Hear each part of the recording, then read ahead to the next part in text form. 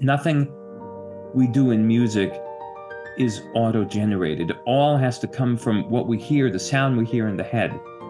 And so when we do that, first with the voice, we're most closely resembling what we have in the head with our voice.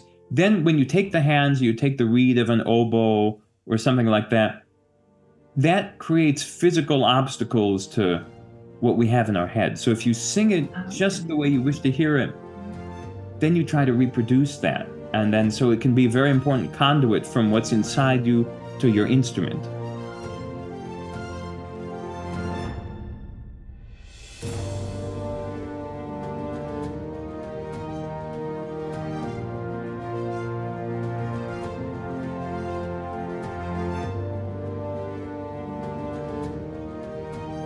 So great to see you again.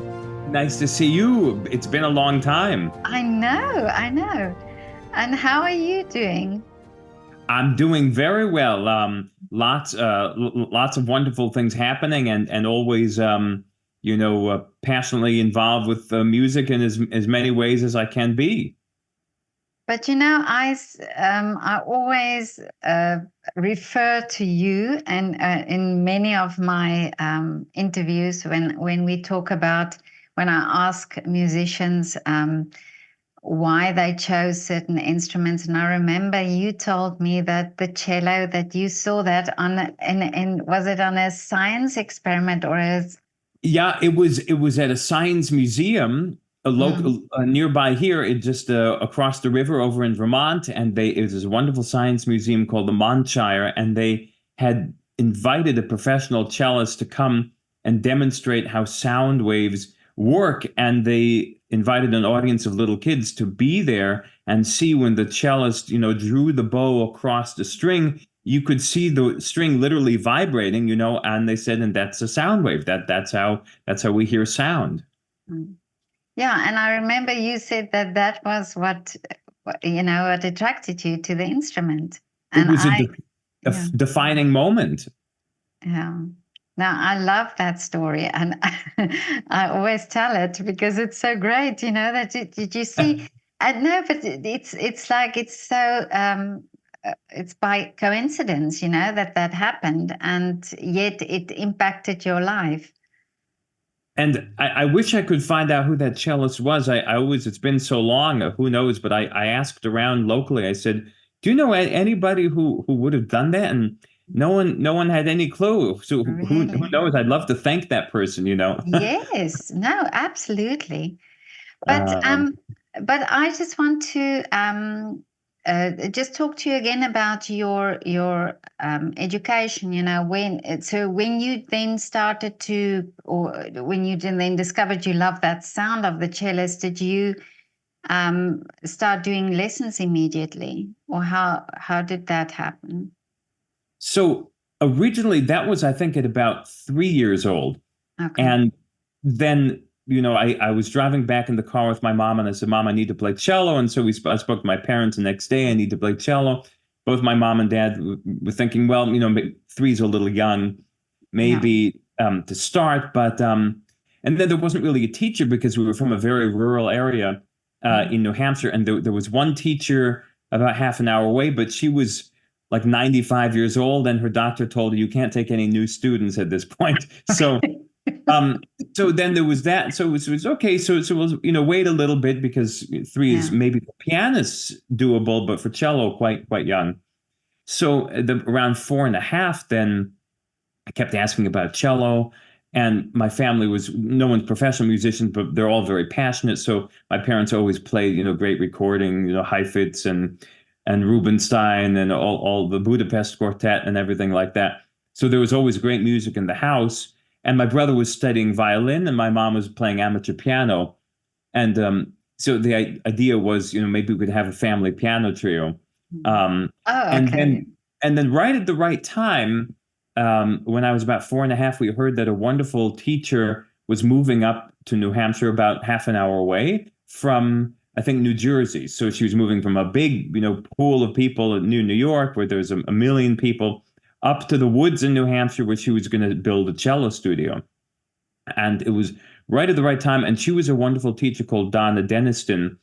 And she had studied with Kapuscinski and with Paul Clement, who was cellist in the New York Philharmonic in the 40s and the 50s and 60s. So she was really well trained and had a great reputation.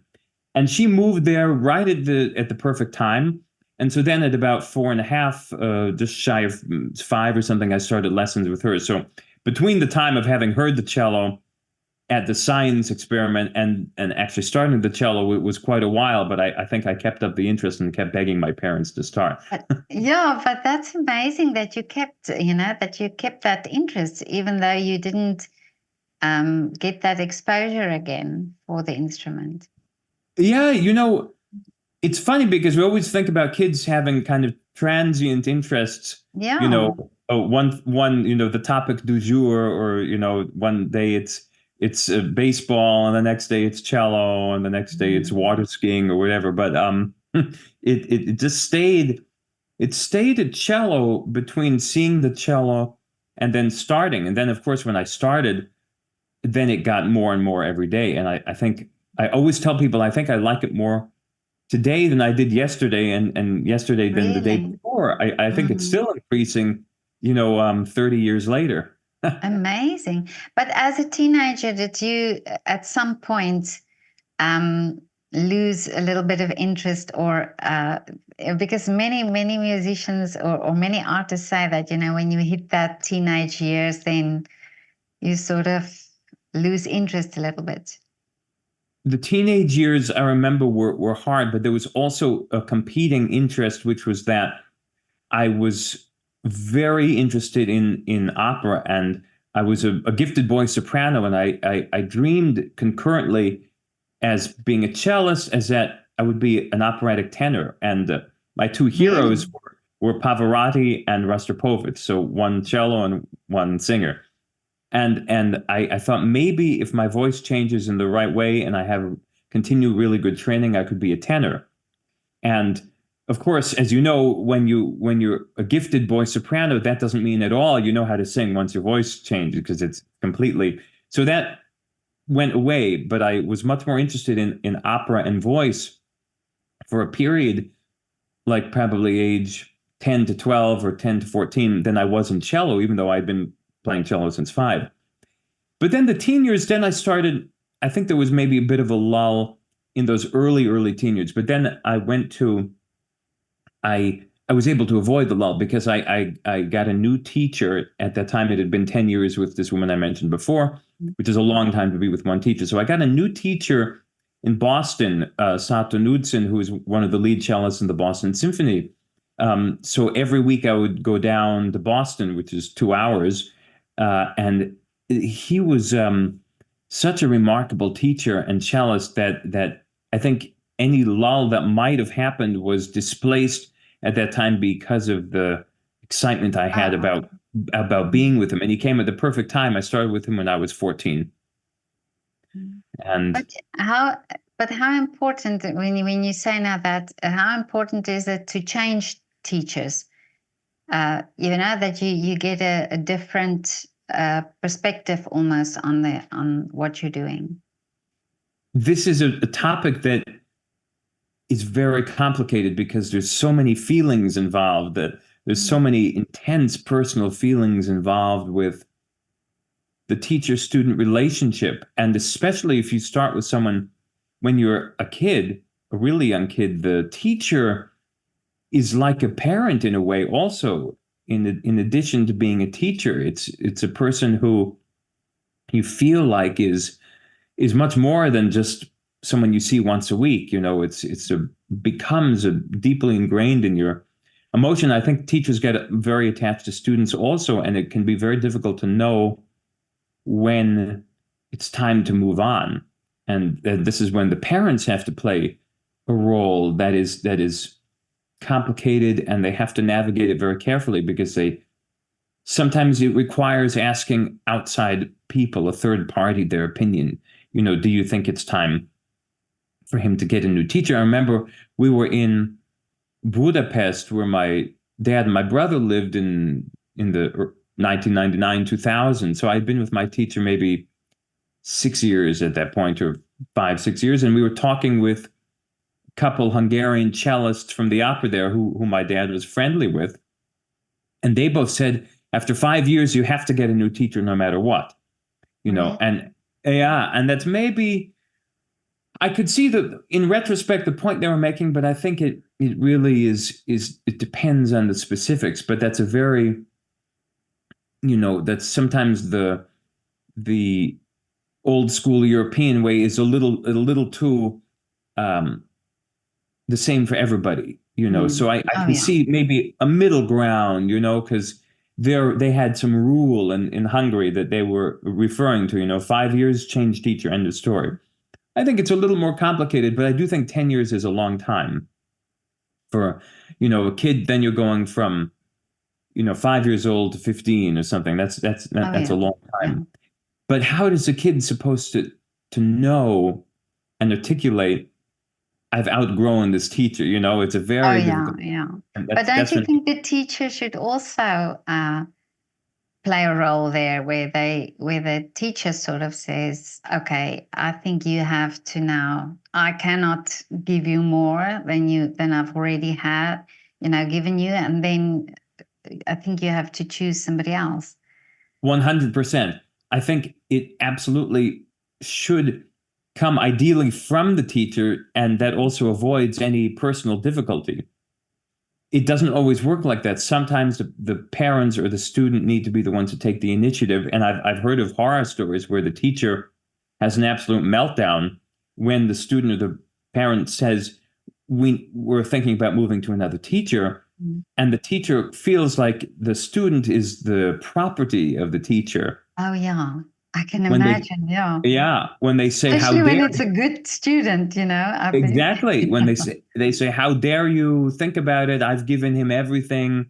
Oh, yeah. I've made him, how dare you? And then, of course, the higher level you get, the more teachers have, like, high level in anything, the more ego plays a part, and jealousy is, and ideally, of course, the only thing that should matter is the well-being of the student, that the teacher should just wake up one day and say, you know what?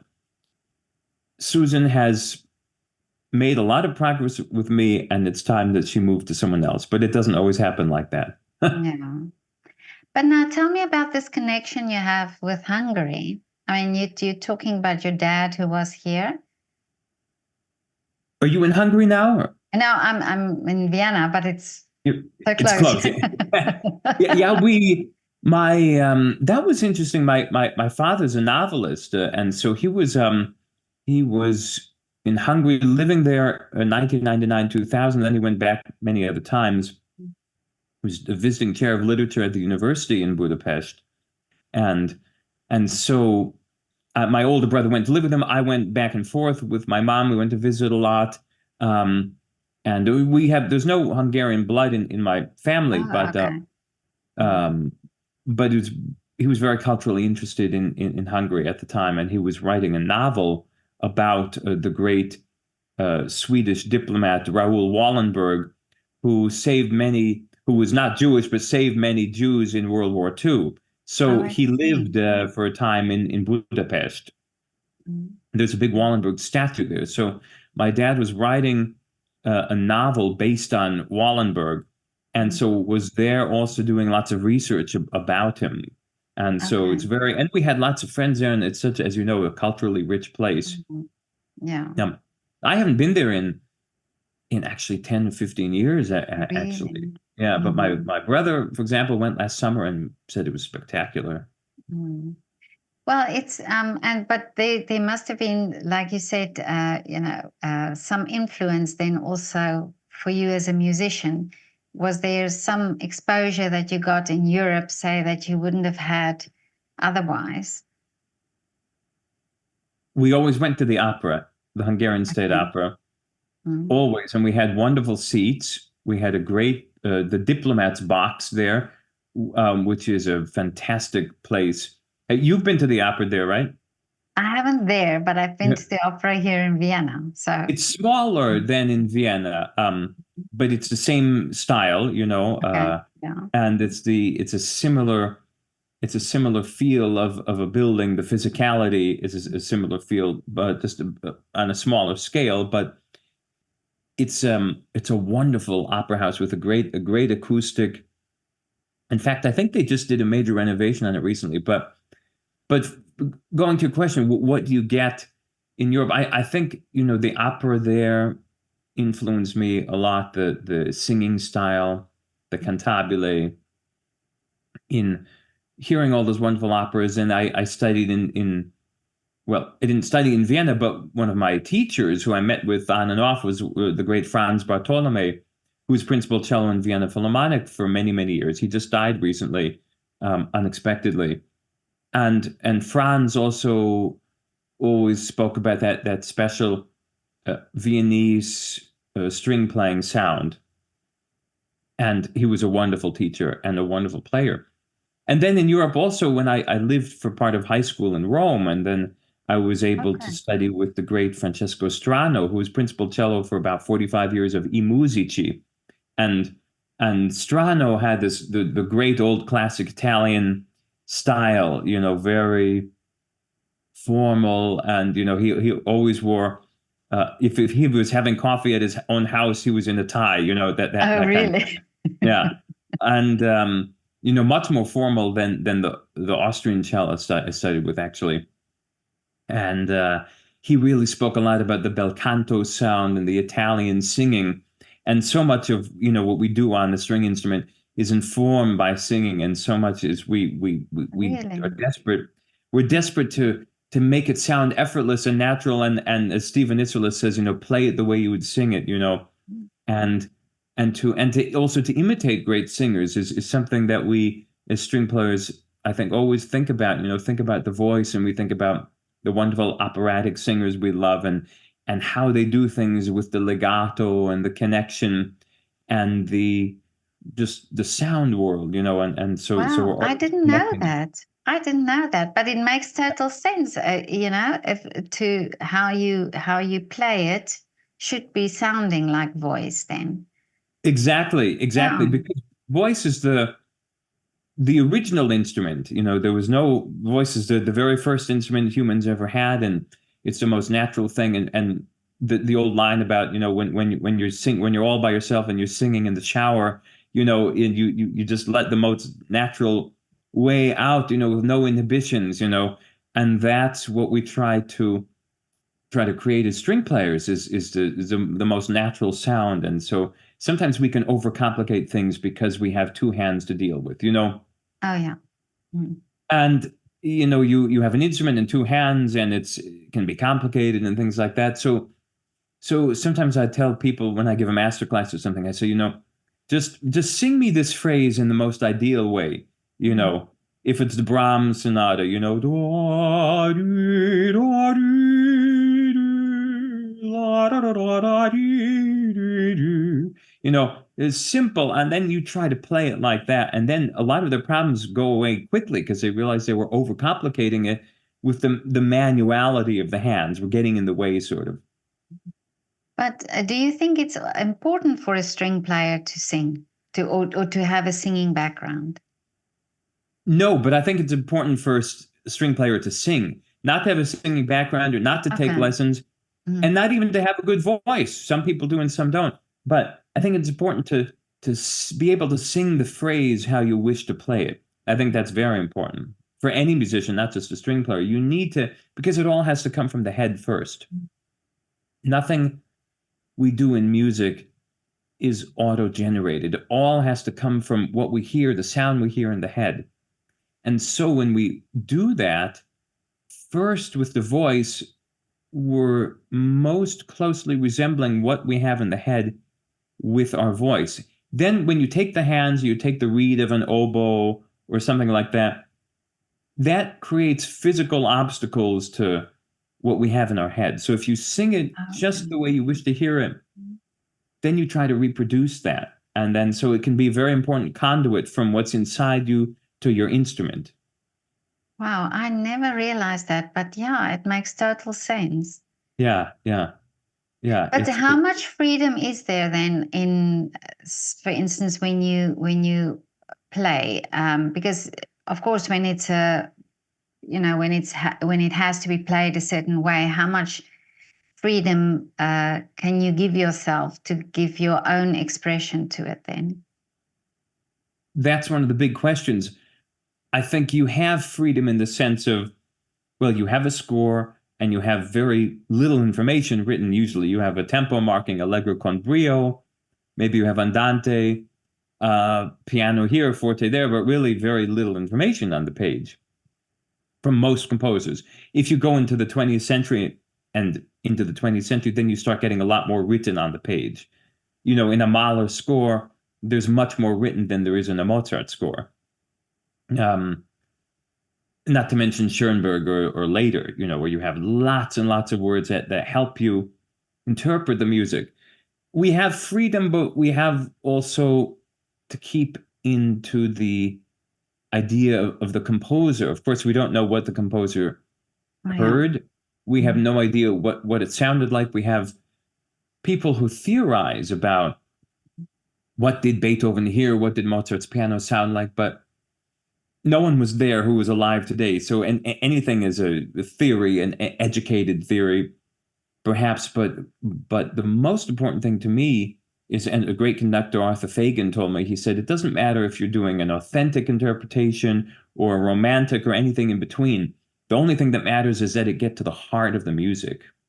Oh, okay. Yeah. That's, I think, the superseding question. Does it really get to the heart of the composer, what you feel the composer's transmitting? And this all comes back to the question of taste. And how do we build up taste? Well, we need to have an education. We need to have some musical culture in us to be able to interpret Beethoven. Oh yeah.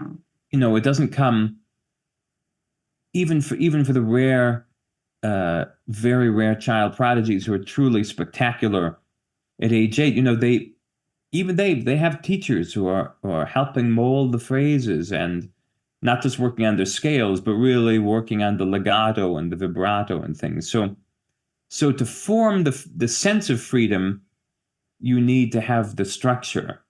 And then, as Janos Stark always used to say in concert, it wasn't about improvising, taking things out of the blue. He always thought of it in a way of having options listed here for what you could do at a certain phrase or a certain moment. And then you pick one of the options that you practiced. And that was the way Starker felt about it. I think that's a great way of looking at it, where you think about, what can I do here? What can I do here? You practice a few different ways, and you know the piece so well that in the moment you're able to choose from the things you worked on. You're not inventing out of the blue, and even people who are improvising in jazz are not inventing out of the blue. They have a rigorous training, the great jazz players, a rigorous training and a rigorous understanding of what you can and cannot do here. And that's I think why anybody who doesn't know jazz, for example, could appreciate Miles Davis or something, because it speaks to you, because what he does makes so much sense. It doesn't sound random, Oh yeah. And that's the sense of freedom I think you're going to only get from a rigorous study of the architecture. But as a classical musician, can you, or is there a point where you in your career could say, okay, so I have to find out who I am as a musician, what's my sound, what's my characteristic of my sound? Definitely. And that's the question that every musician should be asking all along. Who am I and what do I have to say? And because everybody wants to hear the most authentic version of the person playing the piece. That doesn't mean that you self-impose your own style on the music you're playing, but you need to know that all of the details you do, if you do a slide here or something in the right hand or something, interpretive decisions, all of these little details add up to who you are and how you're interpreting the piece.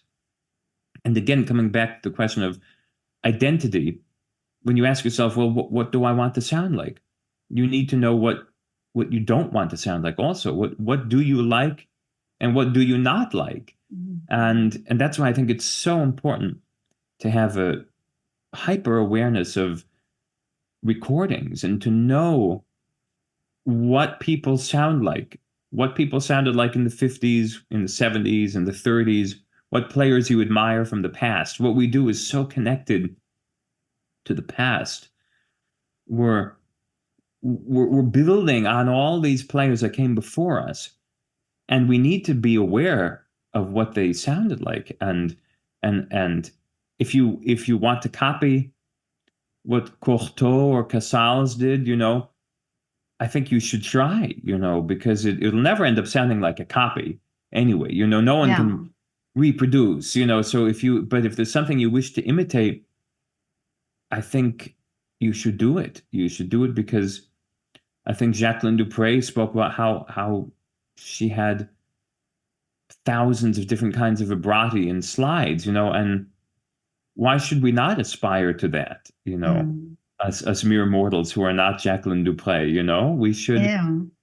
we should listen to what we like and try to take from it, try to imitate and let it influence us, and not pretend like we're in a silo, never having heard any music before. So that partially answers the question of how don't we have to at some point ask the question, what do I want to sound like? What am I doing? And it's finding your place in the continuum. That's so fascinating. Well, that's so interesting because a young singer said to me the other day that she feels that you borrow from people, borrow from other artists, and it becomes then yours. It's not like you copy them, but you borrow and you make it your own, and that's then how you develop your style. And that's so important that you say that you have to learn from what came before. I agree with her completely. I think that's a good way of putting it. You have to be connected with what came before, and you have to feel free to borrow. This is not a scientific situation where someone's published a research paper and it's copyrighted or something. I mean, this is art, and art has no boundaries, and art is fluid. This is something that is very different from the scientific world. If my colleague in chemistry comes up with a theory, I can't take it and say, I did this theory because it's numbers on a page maybe, but in music it's sound, and who can copy sound? No one can copy sound. So we're influenced by, you might try to copy. You could spend a week trying to find the vibrato that Rostropovich had. You could spend 10 years doing that. You probably won't find it, but your vibrato will probably get better along the way. Yeah. Yeah, because I mean, I can imagine that you hear everybody hears music in a different way. So if you then sort of reproduce whatever you've heard, then it also sounds different from person to person or from artist to artist. Exactly, and just the fact that everybody's hands are different, everybody's fingers are different. I mean, my fingers have a different shape than my colleagues, and a different shape than Starker's or Rostropovich's and any other cellist. So even if you put your finger on the fingerboard, it's coming to the fingerboard at a different angle, and the pads of the fingers are different. So even from the physicality, we automatically will have a different sound just from the fingers alone, not to mention the acoustic and the cello and everything else. Yeah. But Daniel, tell me now, in America, you do concerts but you also teach.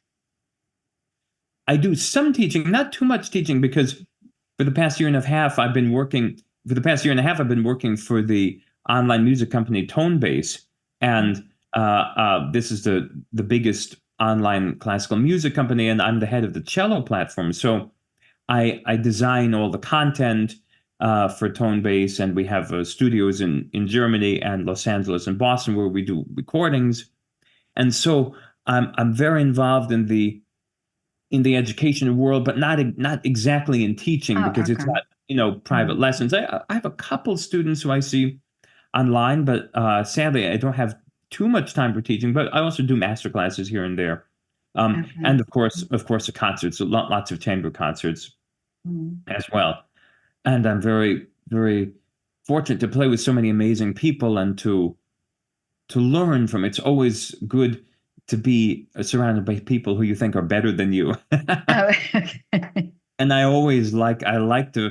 It's never a good thing, I think, to be the best person in the room. Mm. Um, if you're the worst person in the room, and maybe only you know it, but but if it's wonderful to be around people who are inspiring, Mm. and But that's yeah, but it probably depends also on, I mean, that's your attitude. Because if I think uh, artist once told me, a painter, he said that he doesn't see anybody as his competition. He rather sees them as somebody to aspire to. That they that he doesn't feel threatened. But I assume people feel the same about you then, because maybe they say, oh, Daniel's in the room. well, they might, and who knows what people really feel, especially in the rehearsal when things can Yeah. get so complicated. But the main thing is that you always wish to be around people who have the same goals as you, to Oh, put yeah. on a great concert Mm, and to get deeply into the music, mm, and also not to talk too much, not to lecture each other, but to really feel the music together and mm, only stop to talk when it's necessary. okay.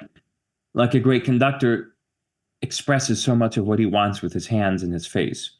Mm. That's a really great conductor, and does not stop incessantly to lecture the orchestra. You Oh, know, okay.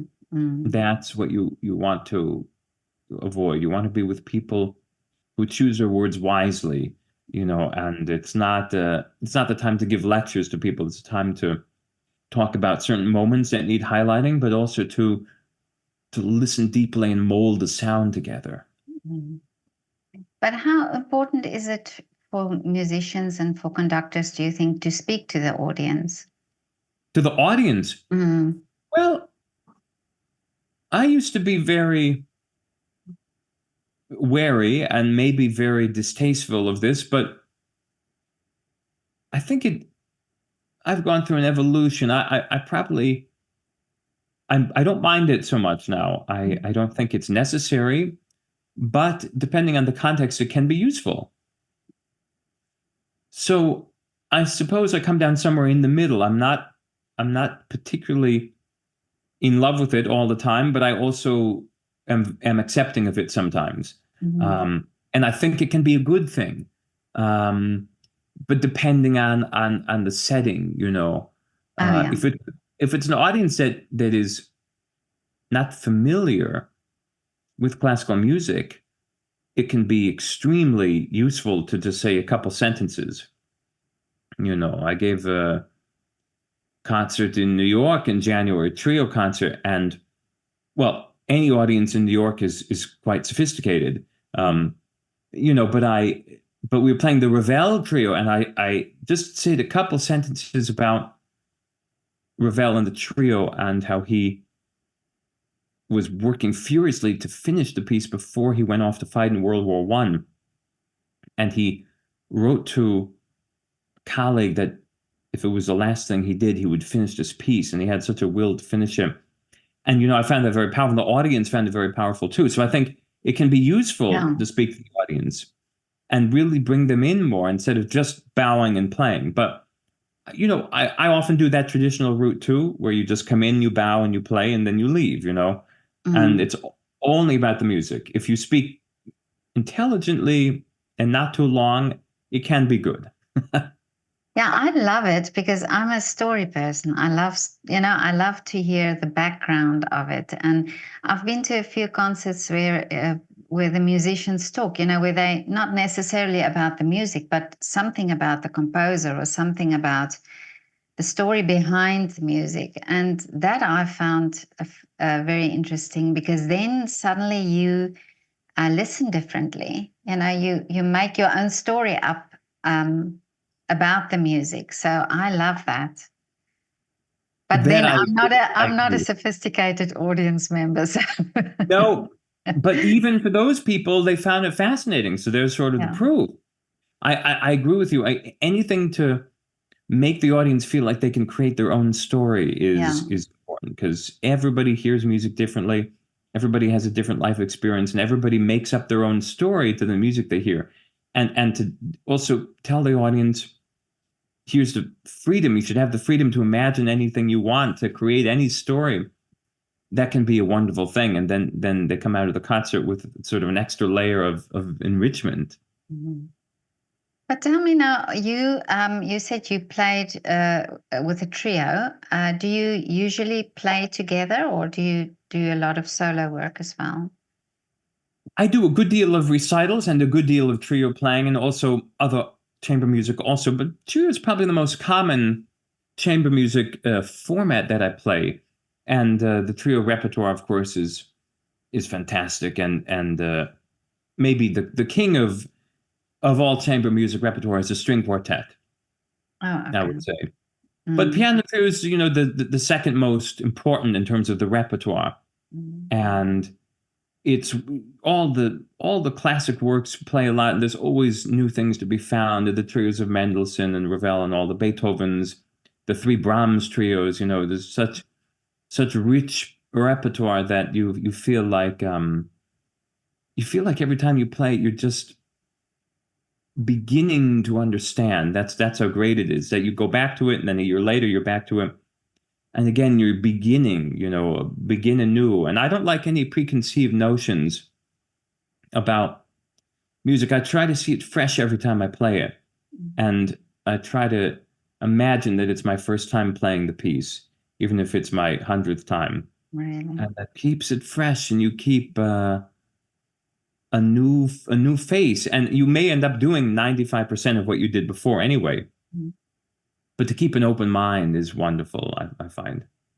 But does it influence you with whom you play a piece? So if you played a piece, say 5 years ago with with other musicians, and you do it again now, does that influence how you play, or what sound you create?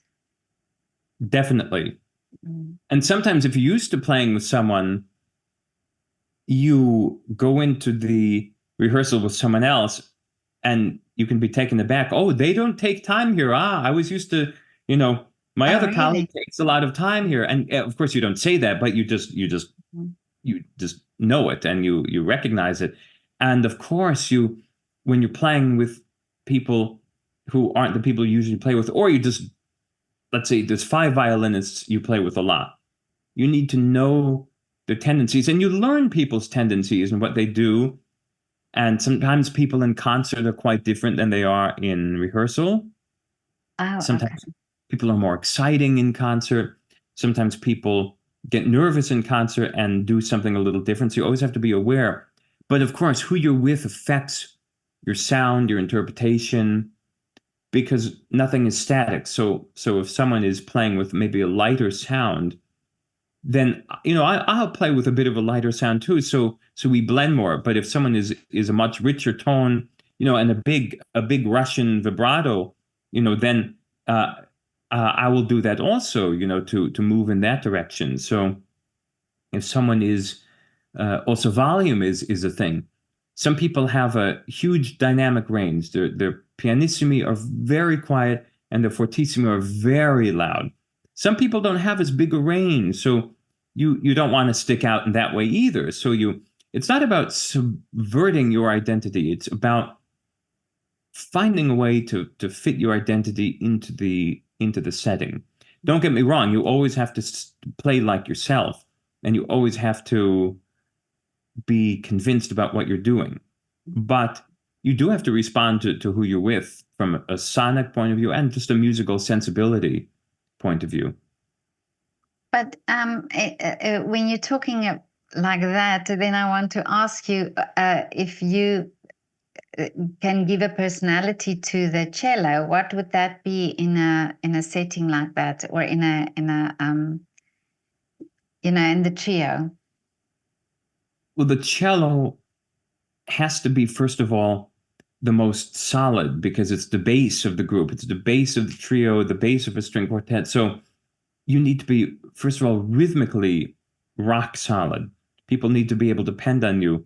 Also for intonation, extremely solid. So everything is built from the bass, as you know, Petra. So all the chords, built up from the bass. So you have to be very solid with a good, strong tone, so people can hear the cello, match the intonation, find the rhythm. There are certain moments when the cello is given a great singing role. In the Brahms B major trio, the famous opening is a big cello solo. And there's a lot of big cello solos in the trio repertoire. And so you have to also be able to become a great singer.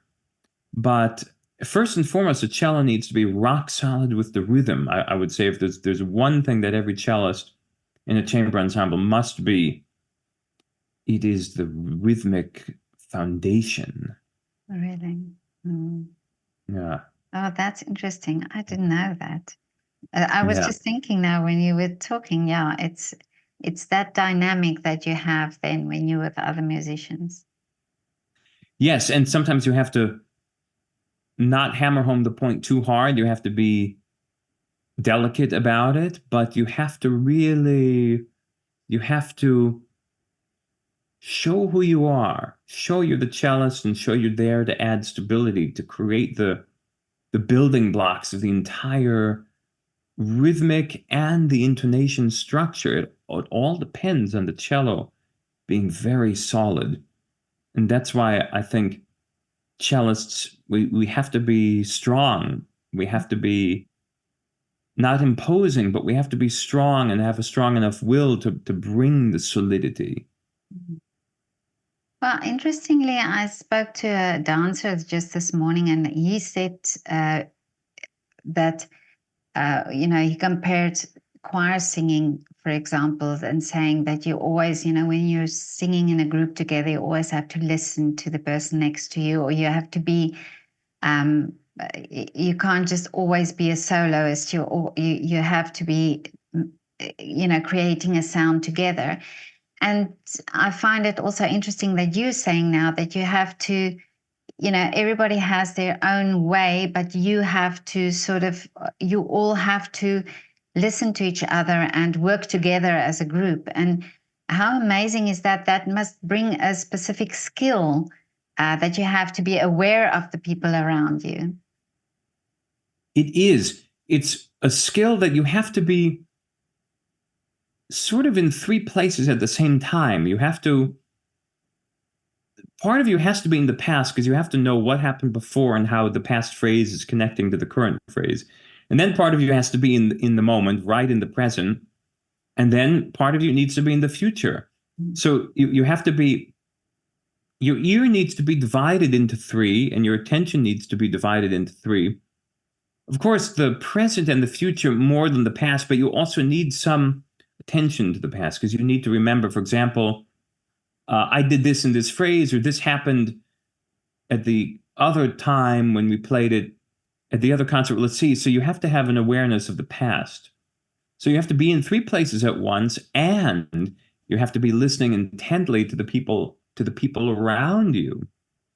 So how does playing in the moment, your own part, fit into listening to all the people around you, reacting in the moment? It just talking about it makes me wonder, how do I do it? No, because you have to. And listening isn't just good enough to listen and say, okay, I'm listening. You have to react quickly. It's the same thing when driving. If someone cuts you off, you have to know, okay, I have to put on the brakes, or I have to change lanes, or do something on the road. So that reaction time. The other day I was driving late at night, coming home from dinner, and a moose came across the road. Wow. And that's not something you want to hit with your car. So I said, No. move. And I put on the brakes hard.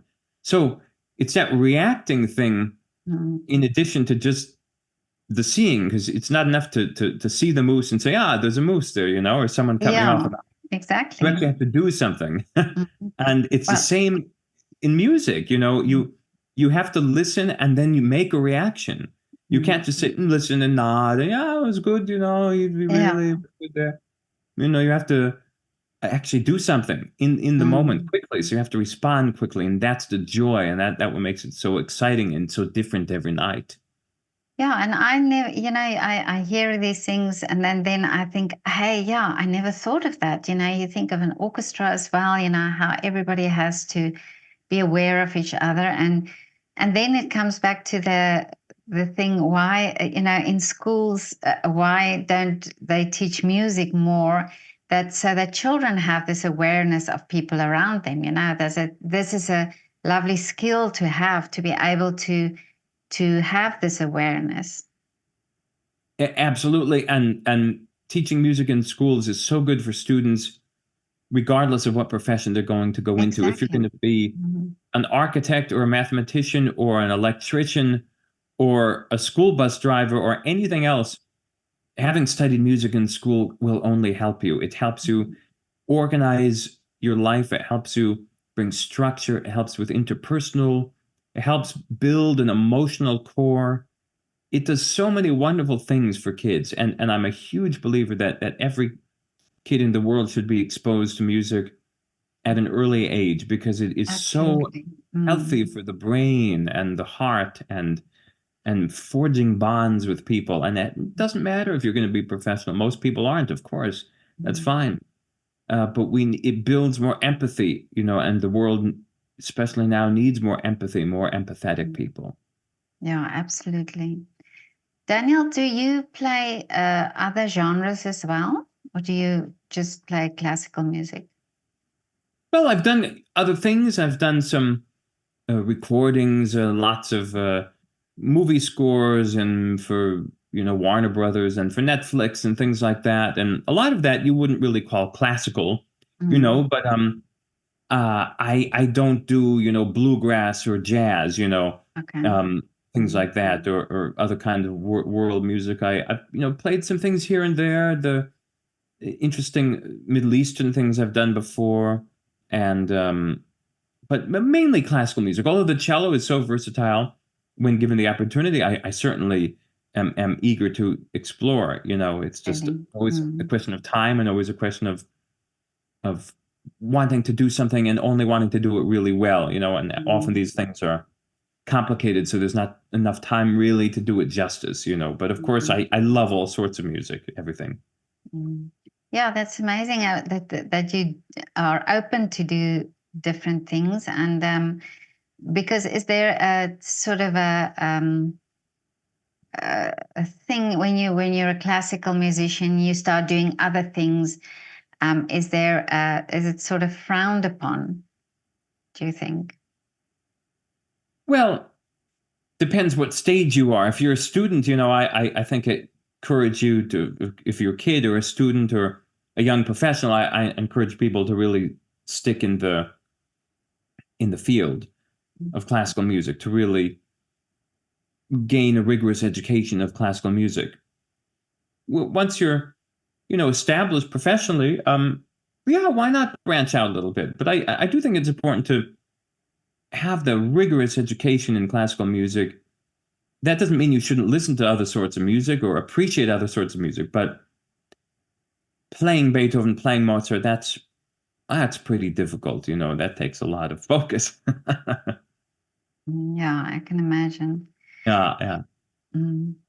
But Daniel, tell me what are still the wishes for you for the future? What this project that you're doing, is this something that you the recordings and so on that you told me about, is that something that's you see in the future still doing? Working for Tonebase is wonderful. It's a wonderful company, and they're doing amazing, amazing things in the world of music. I want to keep reaching more people through music, keep playing concerts, keep meeting wonderful young cellists all over the world like I do. Uh, I hope one day to be able to inspire young cellists. I love teaching. I love learning. I love learning. So my wish, I suppose, is to keep learning and to keep my curiosity up every day as much as it is now, and to keep my ears and eyes open, especially my ears, for more music, to both to be able to discover new music and rediscover the music I love, both, and that would be my overall wish, I suppose. And tone, is it tone bass, you said? Tone bass, yes. Yeah. So what exactly, what is the aim there? What do you do there? Well, tone bass brings the highest quality players and teachers in the world in a cinema quality video, so really super high quality video and audio, like movie quality, into the hands, onto your cell phone, onto the screen, and you take a very detailed course. Misha Maisky doing the Bach Fifth Suite, or Itzhak Perlman, or Yu Wang, all the most wonderful players. Pepe Romero on guitar. Bringing you into their world and telling you measure by measure how they play the piece, how they go about it. Hyper detailed. This is what I do here with the third finger, how I reach here. This is the bowings. So it's not nothing like watching a YouTube video. It's very detailed, and every course has a long workbook that you download, and there's live streams every week. So it's a whole immersive musical community with players from all over the world of all different ages and all different levels. That's amazing. And so it's like a huge masterclass then. Exactly. Yeah, it's like classical music masterclass. Yeah. Wow. And so do you recommend that for students as well to get involved there? I think it's very important because, as you know, Petra, there's not as many wonderful teachers in the world as we need. And what's important, and I think very useful about tone bass, is it enables anybody anywhere in the world to have the access to the very highest quality of teachers and music education, and in the best video and audio quality. And that's so important for someone in the middle of nowhere in North America or in Europe or Asia or anywhere else to be able to feel like, wow, I have access to the very best. And I think that's extremely important. That's one good thing that the internet has done. It enables us to have that great connection. I think so too. I agree with you. And I think it's using these tools that we have and to reach people who otherwise wouldn't have been able to have that, ability or the opportunity to get the education, or to get to, connect with these teachers. Well, 100%. And that is a very exciting kind of new frontier in music education and classical music especially. And it is something I look forward to continuing to being a part of also, and reaching more and more people that way. Well, I'm glad I know about it now. And is there a link or something I can put in the description? Sure, I'll send you a link. Absolutely, link. Yeah. Okay. Yeah. But Daniel, this was so lovely to talk to you again. It's wonderful to talk to you. You're such a engaging question asker, and I love your love and your passion. Your curiosity comes through, so it's always a great pleasure to talk to you. It's a great pleasure. And I mean, the last time we talked was in lockdown, and in the meantime, I've learned so much from so many people. But it is always good to catch up and see where you are now and what you're doing now. So it's lovely. Thank you so much for your time. Thank you much, and I appreciate you very much, and I hope to meet you in person one day. Oh, definitely. You'll have to come to Vienna again. Absolutely. Thank you so much.